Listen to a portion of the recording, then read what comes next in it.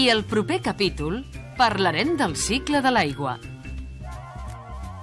De les històries d'aigua coneixerem el projecte de desalinitzadora que es va projectar a Cunit. Coneixerem els estudis i investigacions en què participa el Consorci. Entrarem al cervell del sistema CAT, la sala de control.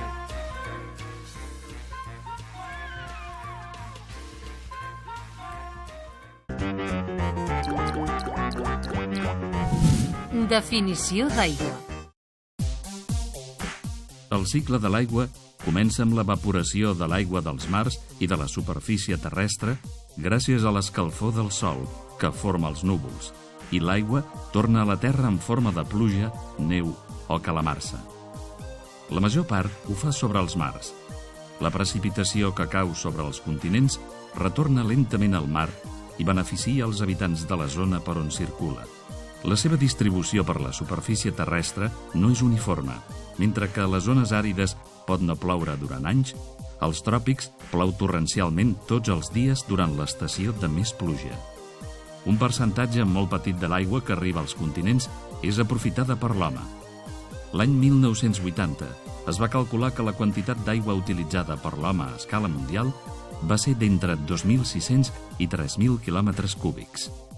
D'aquesta quantitat, el reg en gastava un 73%, la indústria un 21% i els usos domèstics o recreatius un 6%. L'any 2015, els municipis i indústries del CAT van consumir 67,7 hectòmetres cúbics. Amb els 2.600 quilòmetres cúbics d'aigua es podria alimentar el sistema CAT durant 390.000 anys.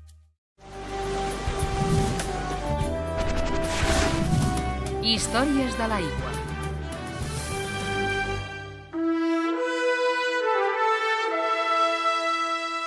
Arran de la sequera de 2008, l'Agència Catalana de l'Aigua, ACA, juntament amb el Consorci d'Aigües de Tarragona, van explorar possibilitats diverses orientades a garantir el subministrament amb criteris de sostenibilitat i eficiència a partir de les millors tecnologies disponibles.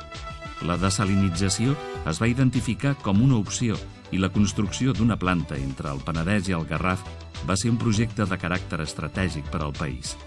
A l'hivern reforçaria el subministrament de les comarques barcelonines, mentre que els mesos d'estiu podria satisfer millor la demanda de la Costa Daurada. L'abril de 2009, la Generalitat va posar a exposició pública el projecte, reiterant que no es tractava de cap transvasament, però va quedar aturat. El Consorci d'Aigües de Tarragona.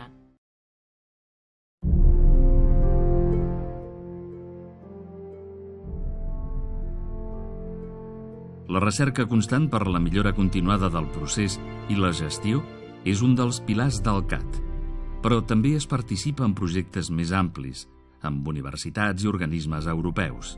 El que actualment es treballa és Admiclim, un projecte live de mesures per a l'adaptació i mitigació del canvi climàtic al Delta de l'Ebre. El CAT aportarà els fangs residuals del procés de potabilització de l'aigua per restituir-los al medi.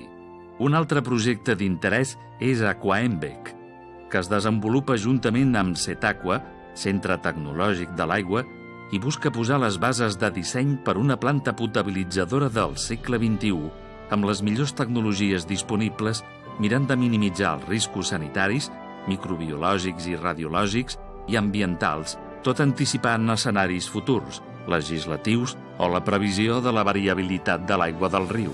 Amb la Universitat Rovira i Virgili s'ha efectuat l'anàlisi del cicle de vida a la planta de l'ampolla per calcular les càrregues ambientals associades a les diferents fases del procés de tractament.